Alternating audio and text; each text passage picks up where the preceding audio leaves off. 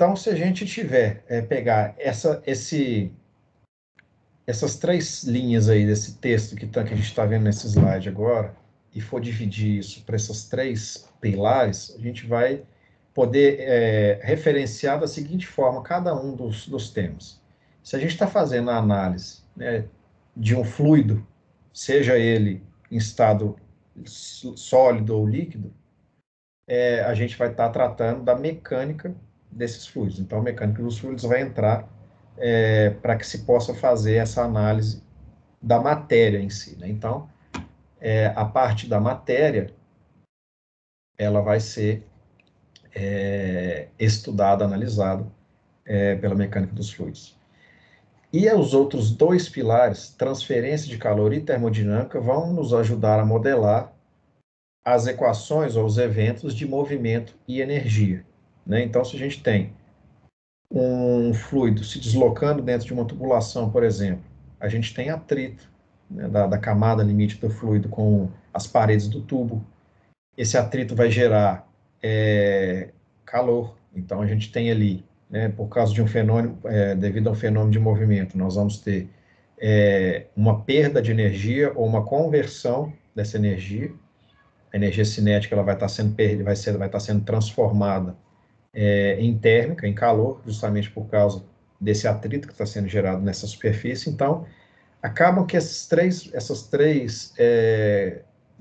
pilares, não só na disciplina de fenômenos de transporte, mas em praticamente tudo da engenharia, elas acabam se entrelaçando para poder, de fato, se criar um sistema e para que ele seja possível de ser analisado, tá? Então, aí. Então, o transporte, né, ou a transferência dessas grandezas geram problemas que precisam de auxílio de ferramentas tanto físicas quanto matemáticas para que elas sejam modeladas, né? Então, esses problemas, eles acabam se juntando, a forma ou a mecânica de se resolver a partir do ponto de vista desses três pilares de mecânica dos fluidos, termodinâmica e transferência de calor, eles acabam se vinculando ou tendo a mesma sistemática, que acaba que, ao ponto de vista da termodinâmica, a gente faz um modelamento matemático que vai servir de forma análoga para uma análise do ponto de transferência de calor ou do ponto de fluidos. Então, a proximidade, né, dessas três áreas, ela é tão grande que até a solução ou o modelamento matemático proposto por eles acaba sendo similar ou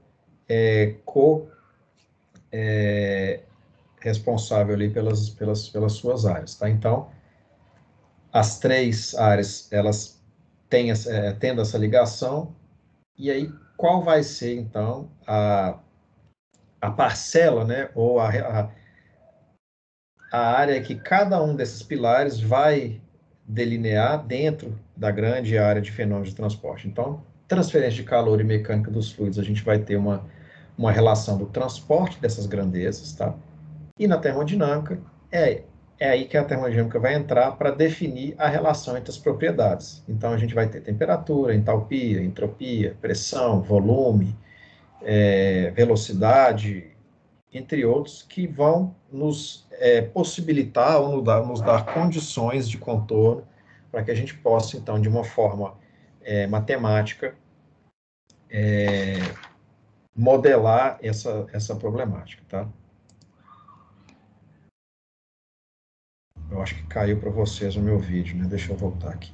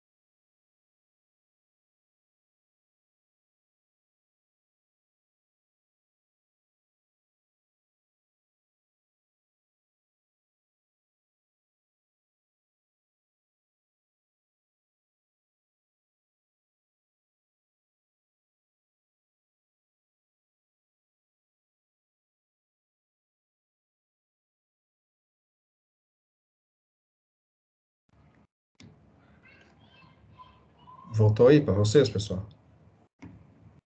Voltou. Beleza, beleza. Então, vamos lá. Então, tudo que a gente citou até agora, de certa forma, envolve energia interna do fluido, energia que está sendo perdida. E só que, afinal de contas, o que é essa energia, né? O que a gente está tentando transmitir ou estudar quando a gente está falando de energia em si, né? Então, o conceito de energia a gente pode dividir ele em dois, ou analisá-lo de dois pontos ou de duas óticas distintas, tá? O primeiro deles é o ponto é a ótica do ponto físico e o segundo filosófico, tá? Então, a aula de hoje a gente vai praticamente discorrer sobre essas duas óticas aqui, como elas vão nos afetar ou influenciar na nossa capacidade de julgamento e também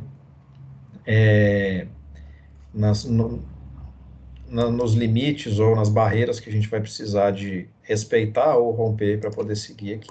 Tá? Então, quanto à física, a energia ela se traduz na capacidade de um corpo ou uma substância, né, ou de um sistema físico, de realizar trabalho. Então, energia é a capacidade de realizar trabalho.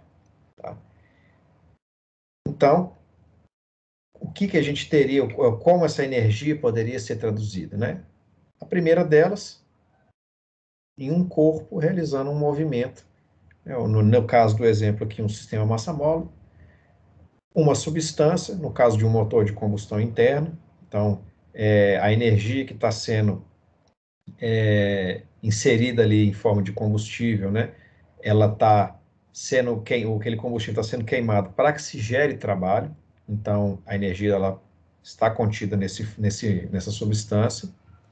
Ou então, o terceiro exemplo, o sistema físico, um sistema, no caso, uma usina nuclear, né, que vai ser composta de vários processos. Então, a energia, ou as capacidades, a utilização, ou a capacidade de moldar essa energia, ela está presente, não só nesses três grandes grupos que eu estou mostrando aqui para vocês, mas essa amplitude aqui a gente consegue verificar que ela está presente realmente em todos os processos, tá? Então, quais são os tipos? A gente viu os campos de atuação dela e quais são os tipos de energia, né? Os mais importantes, o primeiro deles, a energia mecânica, né, que basicamente a gente vai definir a energia mecânica como a capacidade que um corpo vai ter, né, de produzir trabalho. Então, essa energia de movimento, no caso aí isso aí é como se fosse uma turbina de uma usina hidrelétrica, né? Então, o movimento dessa coluna de água passando pelas pás dessa turbina vão converter ou vão se traduzir de energia cinética, movimento, para energia elétrica nesse caso. Então, primeira vertente delas, os tipos mais importantes, energia de movimento, energia mecânica. Tá? Segundo tópico, segunda energia, modalidade de energia, tipo de energia mais importante, energia térmica, né? Então, a energia térmica, ela é uma quantidade de energia que vai estar contida em algum sistema, especificamente aqui atrelada ao calor. Tá? Então, a energia térmica ela vai estar limitada ao âmbito do calor. Tá? Então, aqui a gente tem um conceito que pode misturar bastante com a energia térmica, né? Que seria a energia interna. Energia interna é diferente de energia térmica. Tá? Vamos supor que a gente está fervendo uma água numa panela. Né? A energia interna daquela água que está sendo aquecida ali na panela é diferente da energia térmica que está sendo fornecida para ela. Tá? A energia interna ela é inerente ao fluido e a energia térmica é aquela energia uma energia inerente ao processo. Então, nesse caso aqui, a energia térmica, nesse caso, seria aqui, né, o fornecimento ou a capacidade de energia contida na chama. Tá? E aí ela vai, como que ela vai se traduzir nesse meio aqui? Ela vai se traduzir através da propagação dessa temperatura, né, ou do gradiente de temperatura aqui, ao longo dessa barra, como está nesse exemplo. Tá? Terceiro tipo de energia, elétrica, ou potencial elétrica. Né?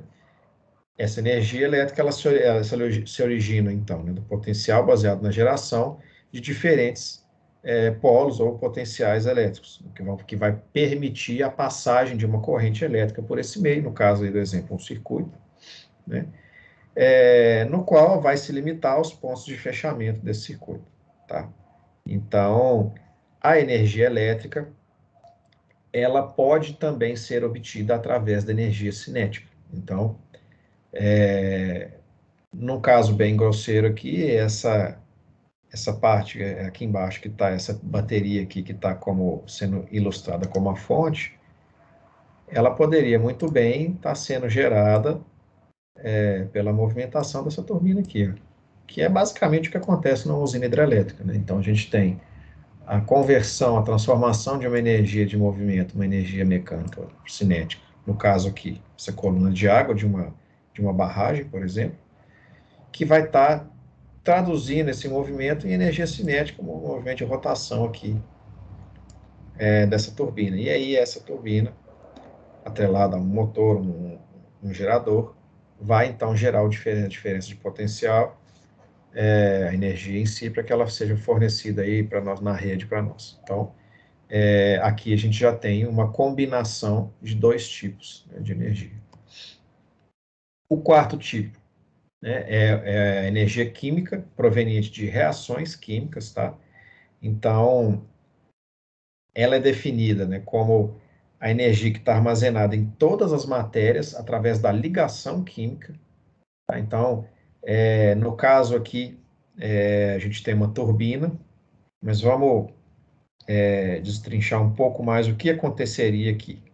A gente tem o ar entrando aqui nesse compressor que está sendo insuflado aqui para dentro desse reservatório. E aqui nesse reservatório, a gente tem a injeção de combustível, né, e ele está sendo queimado aqui nesse reservatório. Então, a gente vai ter uma combinação, né, de HC, que é uma cadeia de carbono de combustível, né, e as moléculas de ar que vão ter lá hidrogênio, nitrogênio, oxigênio. O interessante aqui é o oxigênio. Então, a gente teria uma molécula de O2, por exemplo.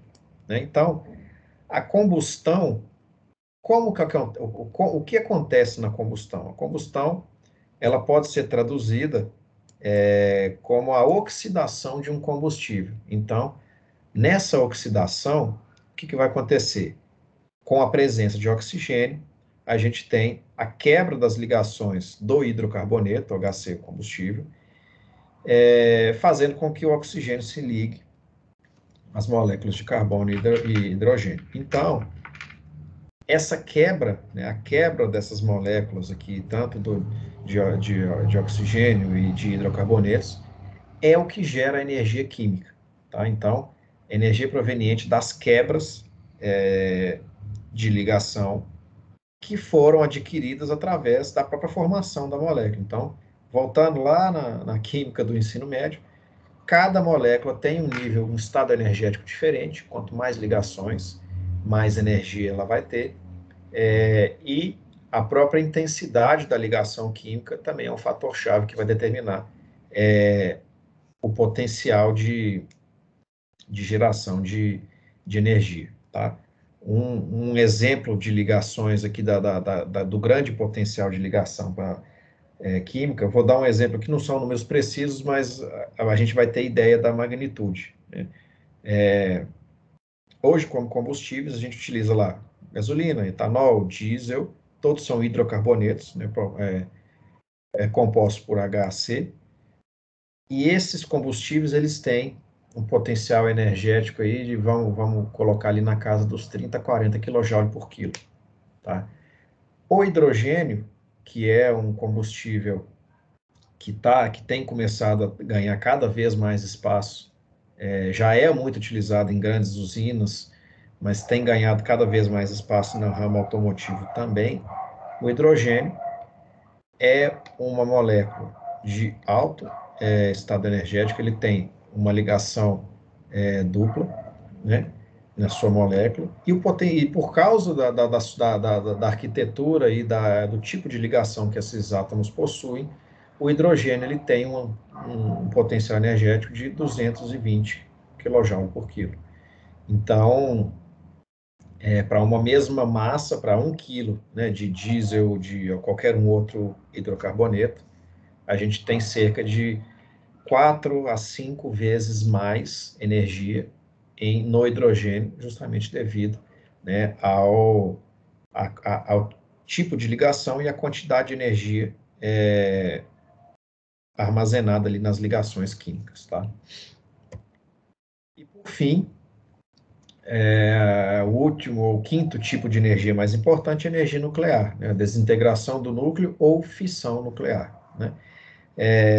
Ela é a energia produzida através da fissão. O que é a fissão? A separação ou destruição, dissociação de um núcleo dos átomos, né? E essa separação, ela libera, né, uma grande quantidade de energia, no caso aqui, calor, né? E aí, as usinas nucleares que se aproveitam desse nicho, desse tipo de energia, utilizam esse calor para que seja transformado, utilizado em outros processos, para que se gere, no caso aqui, energia elétrica, tá?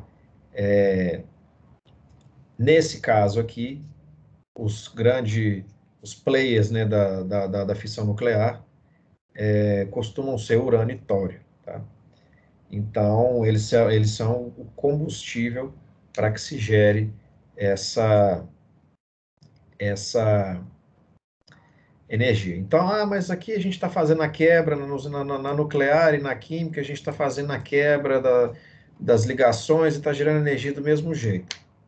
Sim e não, né? A gente tem aqui ambos tipos de energia no âmbito de uma molécula, porém, a nuclear, ela trabalha lá no miolo, né, da molécula, ela trabalha no núcleo, né, desse átomo. Então, é o ponto mais central de uma molécula ou de um elemento, e por isso, né, precisa de mais energia e também libera infinitamente mais energia. Então, a energia nuclear, a partir da fissão, ela tem um potencial muito maior, porém, tem todos aqueles problemas que a gente sabe e já vivenciou aí ao longo de várias décadas, né?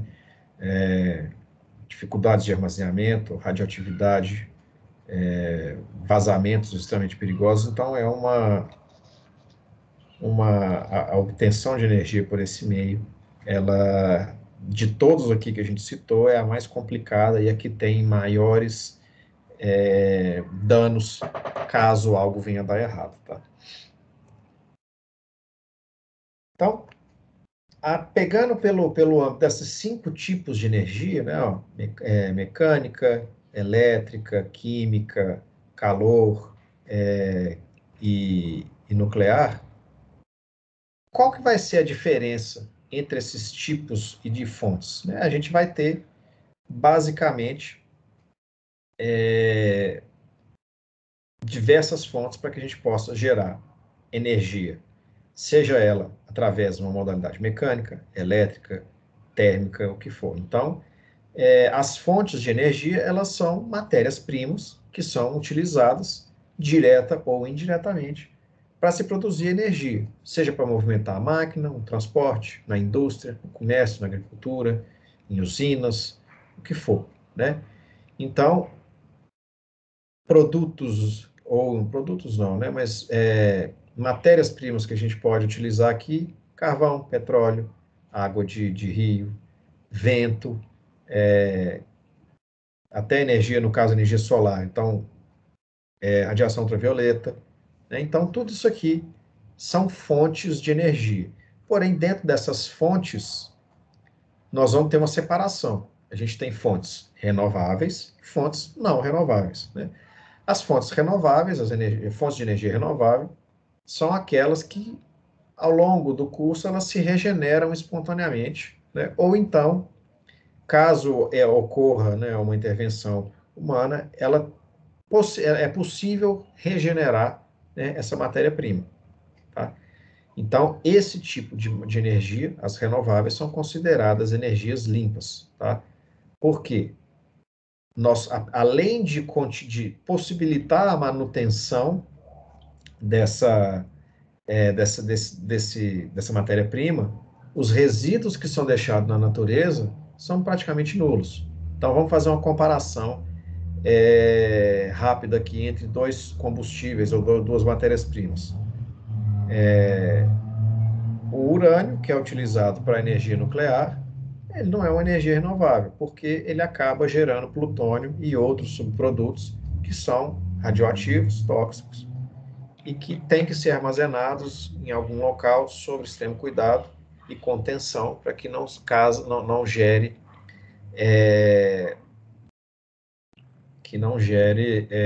problemas futuros, né? E a gente não consegue plantar plutônio em algum lugar, né? Então, é uma fonte que, na hora que acabar, acabou. Em outro caso, vamos utilizar aqui o exemplo do etanol. O etanol é um combustível, né, que é proveniente da cana-de-açúcar. Então, quando se extrai, né, o açúcar da cana, aquele bagaço da cana, ele é reaproveitado para que se plante mais, e aí a cadeia de plantio, né, da cana, no caso desse exemplo, ela se mantém. Tá? E por ser uma fonte vegetal, o subproduto, né, os produtos da combustão, eles tendem a ser, não são tão tóxicos quanto produtos combustíveis originários do petróleo, tá? Então, CO2, monóxido de carbono, tudo isso é praticamente zero ao se tratar de etanol. Então, esse é um dos exemplos de o que seria uma energia renovável, tá? Então, dentro desse campo, o que a gente teria quais são os exemplos que a gente pode citar de energias renováveis? Então, a gente tem a energia hidrelétrica, que vai ser gerada, né, originada pela força de água dos rios, que são represados em barragens para que o fluxo seja controlado, para que se mantenha um nível de geração de energia, ou então para que se controle, podendo gerar mais ou menos energia ao longo do tempo. Tá? Solar, então, essa é uma energia renovável, por quê?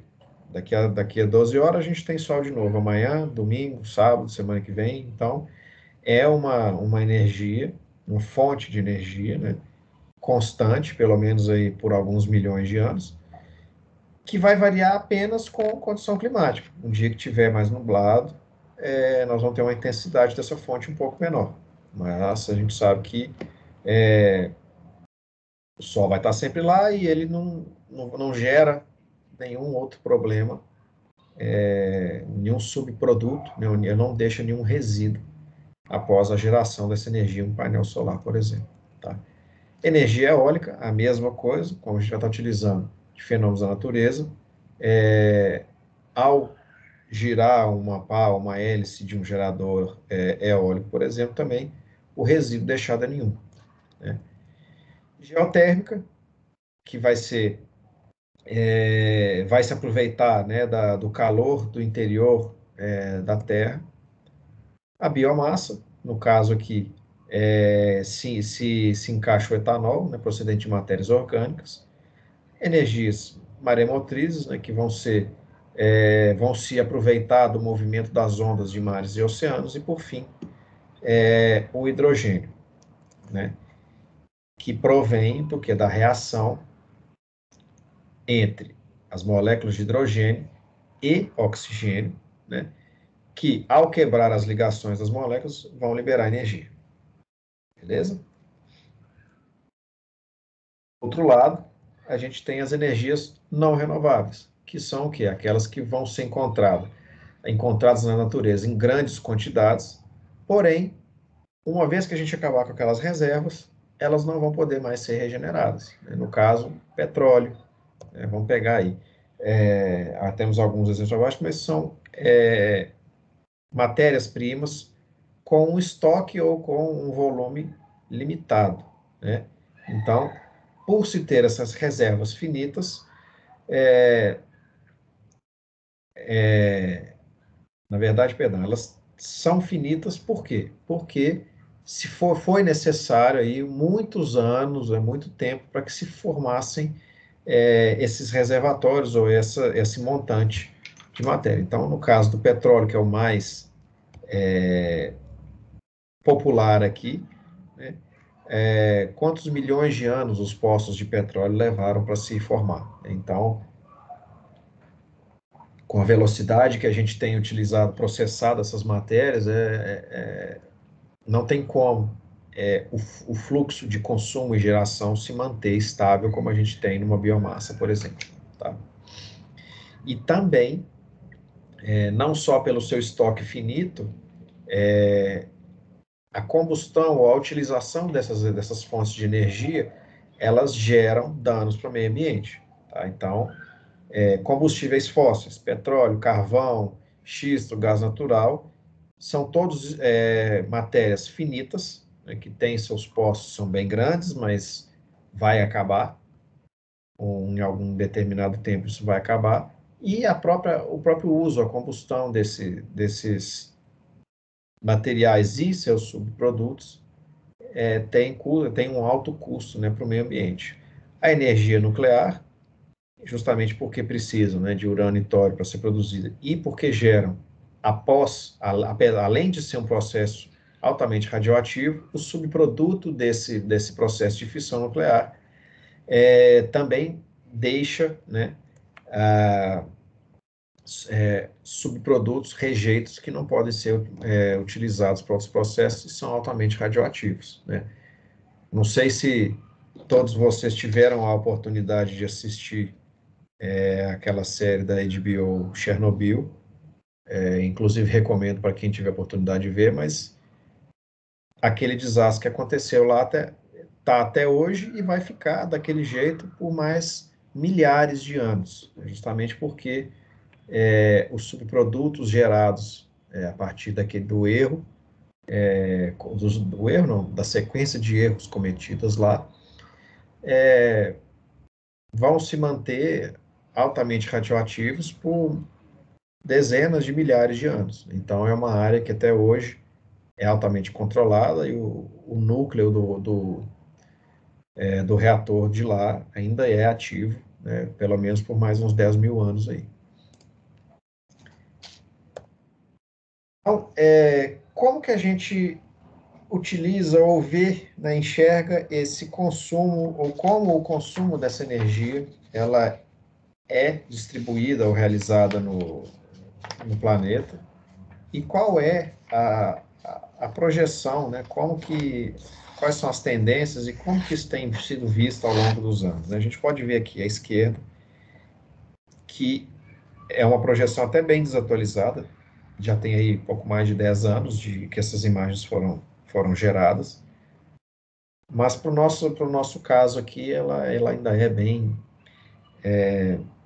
interessante para que a gente possa fazer essa análise. Tá? Então, a gente vê que lá na década de 90, início dos anos 2000, fontes renováveis, né, essa primeira coluna aqui, basicamente nula, né? Justamente porque o planeta ainda mas era muito dependente de petróleo, seus derivados, e carvão. Tá? E, professor, mas continuou crescendo ao longo das décadas, cresceu demais o consumo de carvão e também de petróleo. Sim, a gente tem, em 30 anos, a população se multiplicou, né, os processos produtivos cada vez maiores, implantados em diversos pontos. Então, sim, ao longo dos anos, apesar dos avanços tecnológicos, eletrificação, introdução de processos com hidrogênio, geração de novas fontes a partir da biomassa, biodiesel e por aí vai. O crescimento, né, da indústria e do consumo de bens, ele é maior, ele é tão maior que ainda assim ele cresceu ao longo dos anos, tá? Mas o que a gente pode observar é que, principalmente aqui, né, no caso de fontes renováveis, a gente tem um crescimento bastante expressivo, né? Justamente, principalmente em um período tão pequeno, né? O mundo é dependente de petróleo e carvão há quantas décadas, né? E carvão desde os primórdios, digamos assim. Mas o crescimento, né, de fontes renováveis em 30 anos, aqui está projetado até 40 anos, mas em 40 anos, essas fontes renováveis, aqui a gente vai ter biomassa elétrica e outras, né, em 4 décadas ela já dobrou, né, o campo da sua atuação, porém, ainda assim ficando para trás de fontes, né, ou de meios já altamente difundidos, no caso principalmente petróleo e carvão. O Brasil mesmo é um dependente de carvão. Nossa matriz, nosso principal, nossa principal modalidade de geração de energia é pela fonte hidrelétrica, né? Então, mecânica. Porém, como a gente, de tempos em tempos, a gente tem aí as nossas crises, nossas secas, nas quais os reservatórios, né, das represas abaixam, e aí o controle da geração através da hidrelétrica é maior, então é feita uma restrição dessa geração. Então, e quando isso acontece, a gente tem lá a tarifa bandeira amarela, bandeira vermelha. Quando isso acontece, usinas termoelétricas são ativadas para que se complemente esse potencial, essa quantidade de energia que o país demanda. E aí, a usina termoelétrica, o principal matéria-prima dela é o carvão. Então, o Brasil, apesar de ser aí, um dos maiores usuários das hidrelétricas, tem essa sensibilidade de ser altamente dependente do carvão ainda, né? E se a gente for analisar aqui, do ponto de vista, pegando um raio-x global, né, de como é feita a utilização dessa energia, a gente tem uma visão clara de que, apesar do consumo crescer, o maior consumo, né, ou grande parte desse consumo ainda é dominada pelas potências, né? Então, o maior consumo de energia mundial, né, é gerado na América do Norte, né? Então, o principal consumidor, né, principalmente, né, especialmente de derivados do petróleo, são os Estados Unidos, né? Então, só os Estados Unidos eles respondem por 23% do consumo de energia mundial. Porém, a densidade populacional dos Estados Unidos corresponde a apenas 5% da população do planeta. Então, a gente ainda tem, né, toda essa... Além de entrar na discussão das fontes, renováveis, não renováveis, como obter, o custo para obter, a gente ainda tem justamente, principalmente, né, por causa do custo, a gente também vai ter essa separação. Não é assim apenas no âmbito energético, mas os mais ricos têm mais condições, têm mais estrutura, então utilizam um consumo maior. Tá?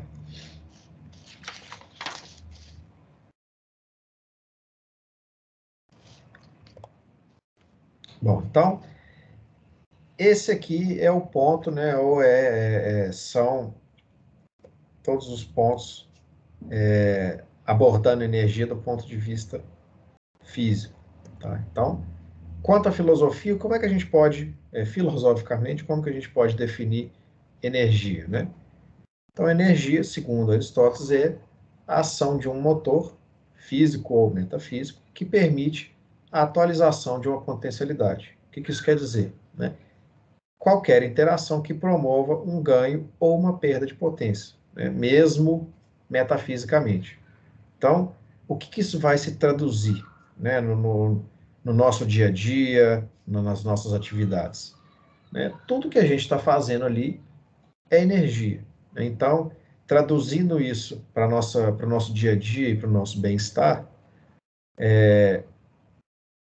tudo que a gente faz, no caso agora, nessa aula aqui que a gente está estudando, a gente está gastando energia, né? E a gente repõe energia por meio dos alimentos. Então, a mecânica, tanto do ponto de vista físico quanto filosófico, é basicamente a mesma, né?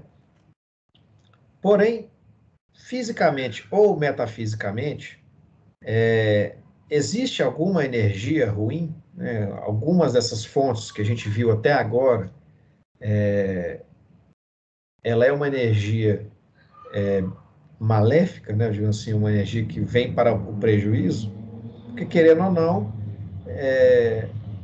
no caso, vamos supor, de uma usina termoelétrica, a gente está queimando carvão, que é uma matéria-prima finita, e essa queima desse carvão está gerando gases poluentes que geram danos para a camada de ozônio e para o meio ambiente como um todo.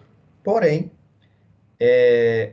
a combustão ou a utilização do carvão no processo está gerando energia elétrica que vai alimentar nossas casas, hospitais, escolas e tudo mais. Então, ela está sendo bem aproveitada para um ponto, porém tem seus pontos negativos. Mas existe uma energia que é totalmente ou majoritariamente ruim, né, digamos assim, existe, que é a entropia, né? A entropia, ela é uma grandeza termodinâmica, então, no nosso terceiro, né, pilar dessa disciplina, que vai estar associada à irreversibilidade dos estados em um sistema físico, tá? Então, comumente, o conceito de entropia, pessoal, é um conceito muito complicado de se entender e principalmente de se explicar, tá? Eu mesmo levei um bom tempo para poder entender e aprender a aplicar o conceito de entropia, tanto nas disciplinas de termodinâmica e afins, né, como no análise do sistema como um todo, tá? Mas a entropia, a tradução ou a definição mais direta, ela vai estar associada à irreversibilidade, né, de um estado ou de um processo, tá? Comumente, isso vai estar associado ao grau de desordem ou aleatoriedade de um sistema, tá? Então, de acordo com a segunda lei da termodinâmica, que a gente vai ver lá mais para o final do semestre, um sistema termicamente isolado, ou seja, ele vai estar... cadê meu cursor? Está aqui. Então, vamos supor que nós temos esse sistema aqui, ó, essa caixinha. Ele é isolado. Então, eu estou representando aqui por essas linhas mal feitas aqui. Esse sistema, ele tem X litros de um fluido. Por ser um sistema isolado, esse sistema vai estar aqui, por infinito.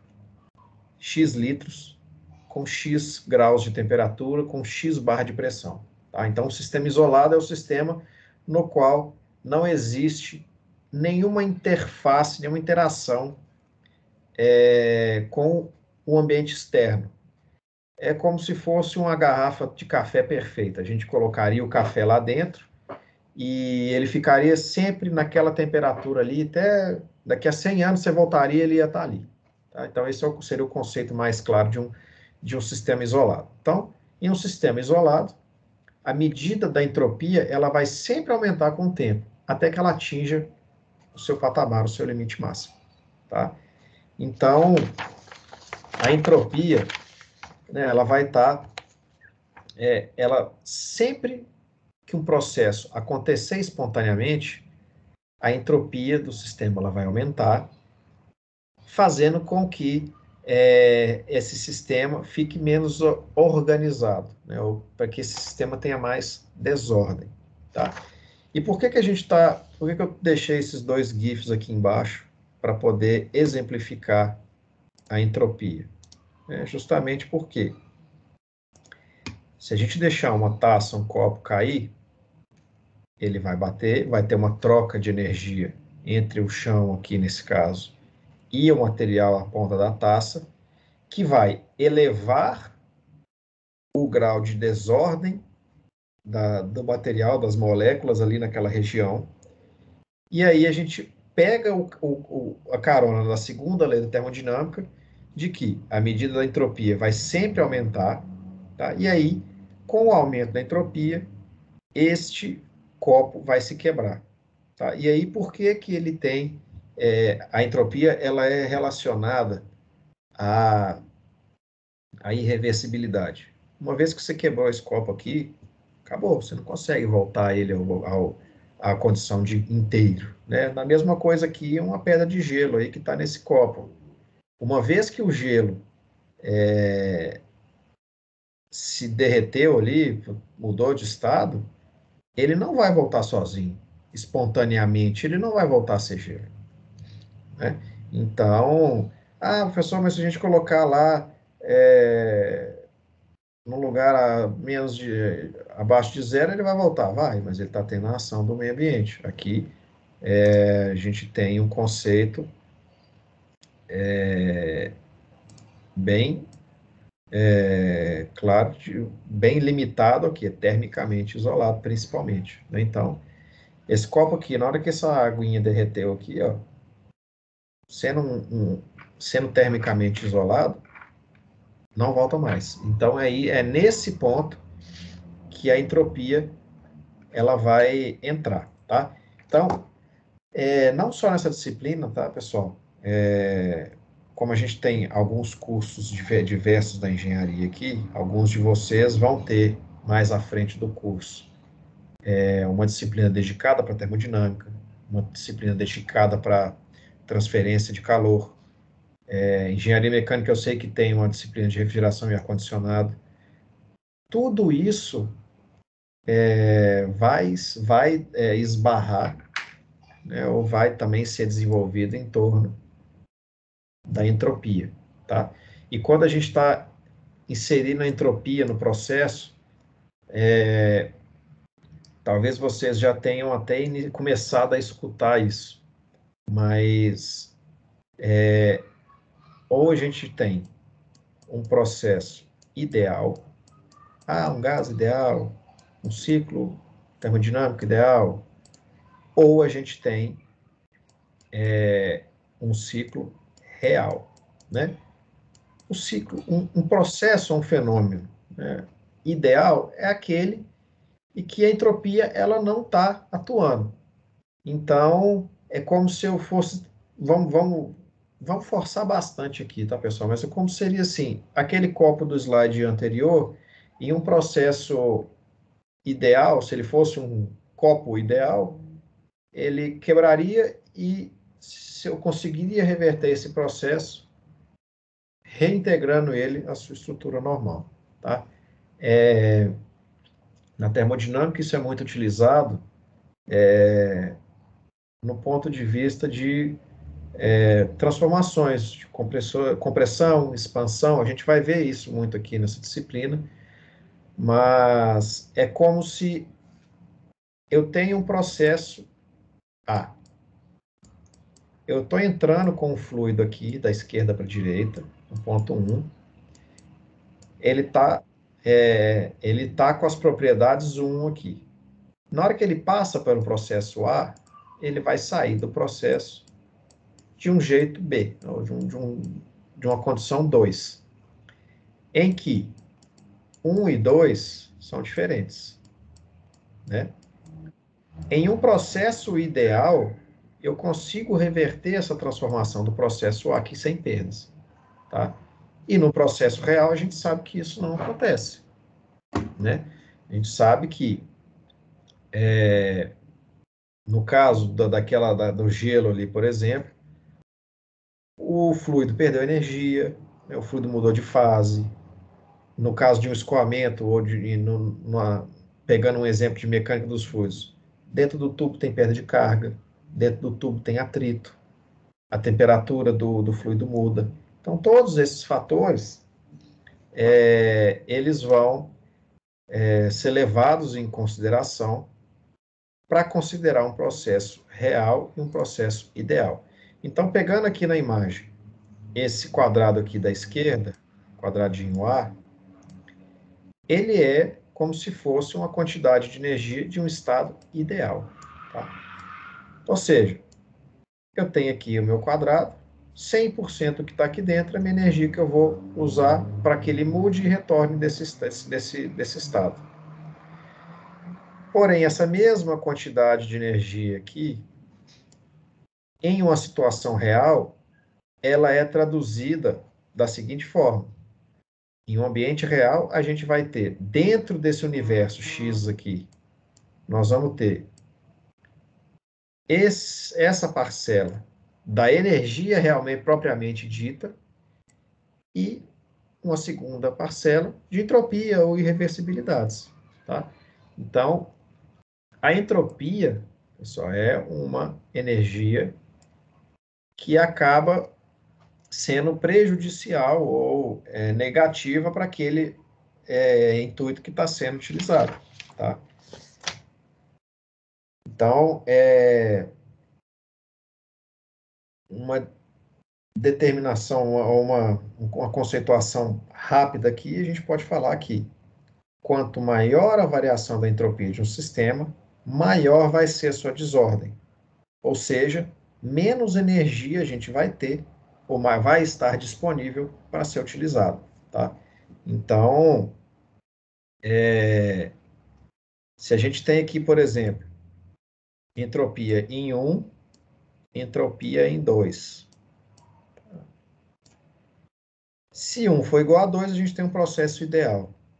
Porém, quanto maior for entropia em 1 em relação a 2, né, maior vai ser o nível de desordem ou a variação de entropia desse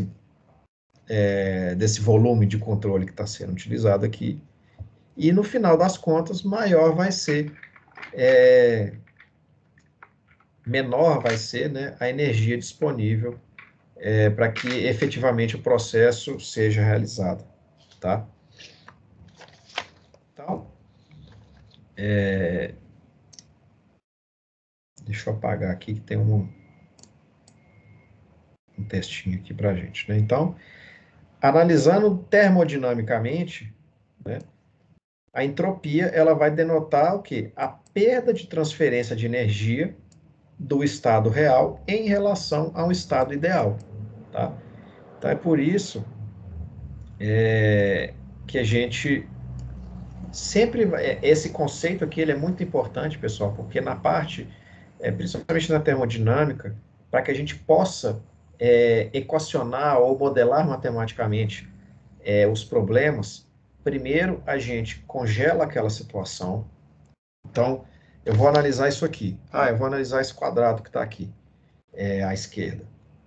A gente vai congelar ele, falar, o que está aqui é um processo, é uma situação ideal. É um processo em que a gente não tem perdas, não tem variação, mudança de estado, não tem nada. Principalmente por quê? São tantas variáveis, né, que a gente tem envolvidas, pressão, temperatura, volume, velocidade, energia interna, que a gente não conseguiria modelar ou desenvolver um raciocínio matemático sem complicar ou envolver diversas, mas acaba sendo inviável. Para tantas variáveis, o modelamento ele acaba sendo inviável. Então, o conceito de um processo ideal, ele entra justamente para que se limite essas variáveis para que a gente possa desenvolver aquele modelo matemático ali. E a partir desse conceito desenvolvido, aí a gente começa a transformar ou a considerar esse processo como um processo real. Então, na engenharia, né, em fenômenos de transporte, em termodinâmica ou em qualquer outra disciplina, a primeira coisa que a gente vai determinar é uma situação ideal na qual nada se perde. E aí, a partir desse ponto de saída, a gente começa a efetivamente traduzir, né, para o mundo real. Então, irreversibilidades, entropia, no caso, perdas inerentes ao processo, perdas inerentes à instalação, no caso aqui de mecânica dos fluidos, tubulações, quanto maiores as tubulações ou mais curvas elas tiverem, maior vão ser as perdas no sistema.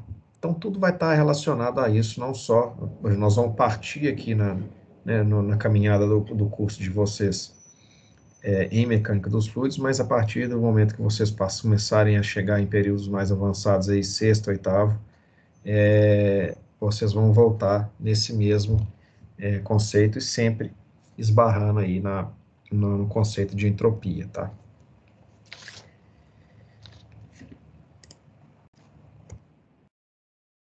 Bom, então, extrapolando isso aqui, né, para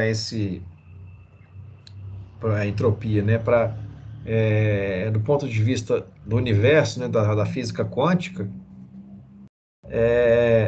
a gente tem o mesmo conceito, ou o mesmo comportamento do postulado lá da segunda lei da termodinâmica, né? A entropia, ela vai aumentar no universo como matéria e energia escura, né? Até que ela atinja uma proporção tal em que o universo não vai mais produzir energia, tá? Então, hoje, né, de tudo que existe no universo, apenas 4% de tudo que tem no universo é composto de planetas, estrelas, nós, né? Então, tudo que tem no universo, só 4% é o que a gente tem em ciência aqui, né? Os outros planetas, Lua, Sol, os outros sistemas. E todo o resto é composto de energia e matéria escura, tá? Que continua crescendo justamente através, né, do conceito da entropia, tá? Então, a desordem, né, ou o nível de desordem, a variação de entropia no universo, ela é tão grande que 96% de tudo que do que compõe já virou, né, já foi considerado, né, ou transformado como entropia. Então, no caso, seria como se a gente tivesse aqui, ó, uma caixinha de toda a energia do universo, e hoje, milhões de anos depois, a gente tem basicamente isso aqui, ó. Tudo isso aqui é entropia no universo, tá? Na verdade é mais, só que aqui fica apertado para eu escrever. Então, 4% aqui, que seria as matérias, planetas, estrelas e nós, seres humanos, tá? Então, em suma, né, quanto maior a desordem em um ambiente, isolado ou o que for, menor a capacidade de realizar trabalho útil. E aqui a gente faz a ligação do ponto, né, da ótica física e da ótica filosófica. O conceito de entropia, ele também válido, né, para o nosso dia a dia, né? Se a gente está, por exemplo, igual na nossa aula aqui, a gente está num ambiente fechado, sem fatores externos nos distraindo, nos chamando a atenção, a energia que pode estar sendo dedicada para essa aula, para qualquer outra atividade, ela é muito maior do que se você tiver num ambiente como se fosse esse da imagem aqui. Você está trabalhando, tem um cachorro latindo do lado, está passando um jogo de futebol na televisão, tem uma menina, um neném chorando. Então, esses fatores aqui na vida real seriam considerados como entropia, né? Então, são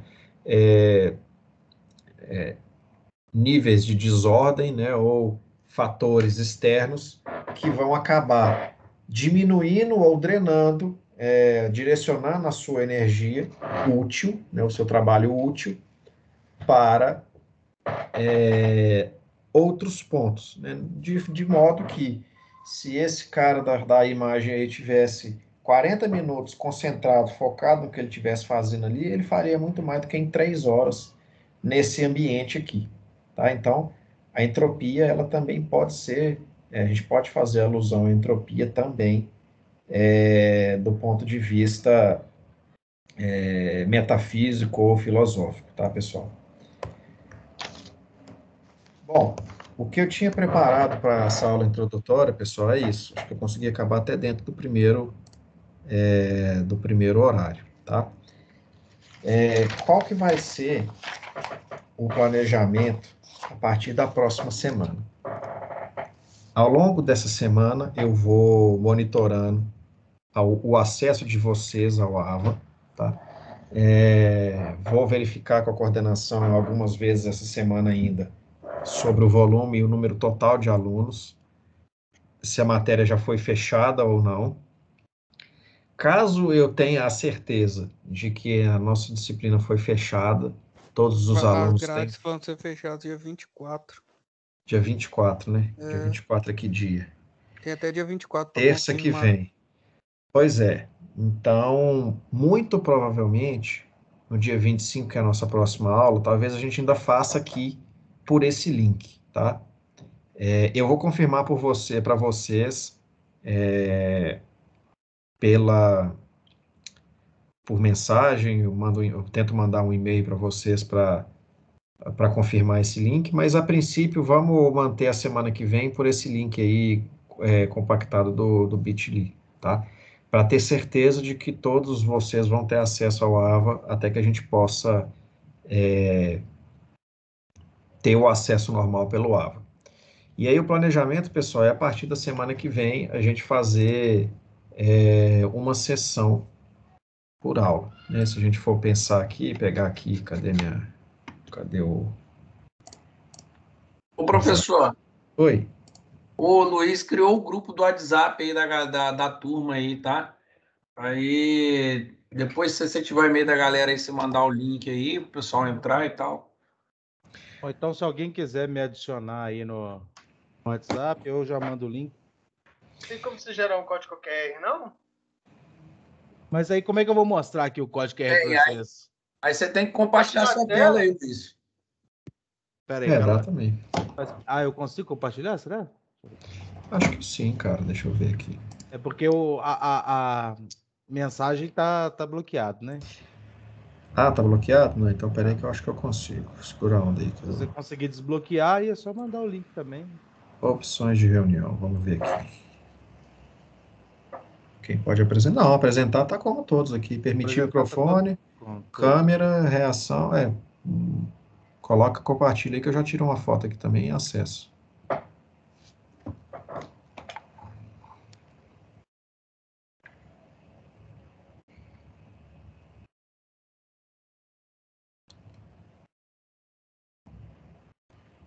Link.